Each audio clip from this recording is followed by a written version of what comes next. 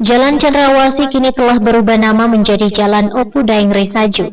Peresmian nama jalan tersebut dilakukan di persimpangan Jalan Haji Bau yang dipimpin langsung oleh Wali Kota Makassar Muhammad Ramdan Pomanto. Sejumlah tokoh-tokoh penting pun turut hadir seperti Ketua DPRD Kota Makassar Rudianto Lallo, Bupati Luwu Basmin Matayang, Wakil Bupati Luwu Utara Suwaib Mansur, Wali Kota Palopo Judas Amir, Forkopimda Makassar, serta kerukunan keluarga Luwu Raya KKLR. Namun tidak sedikit sejumlah warga masih mempertanyakan terkait administrasi dengan adanya perubahan nama jalan.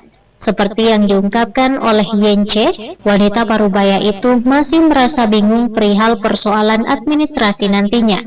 Dirinya mengatakan, terkait perubahan nama jalan, apakah warga setempat mesti ke kantor Capil untuk melakukan perekaman KTP kembali atau tetap menggunakan alamat yang sama?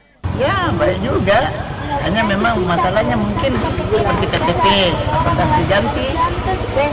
Ya. Jadi kalau diganti juga KTP, KTP seumur hidup. diganti KTP, sudah nggak ada belangko. Jadi soal administrasi ini mau dipertanyakan dulu. Maksudnya kalau ada urusan gitu tuh, itu ada nanti ada peraturan lagi ya. Peraturan mungkin keluar kalau bagaimana caranya kalau ada pengurusan apa. Jadi sebelumnya penggantinya ada dari pihak pemerintah datang sini. Sosialisasinya Bu? Tidak ada.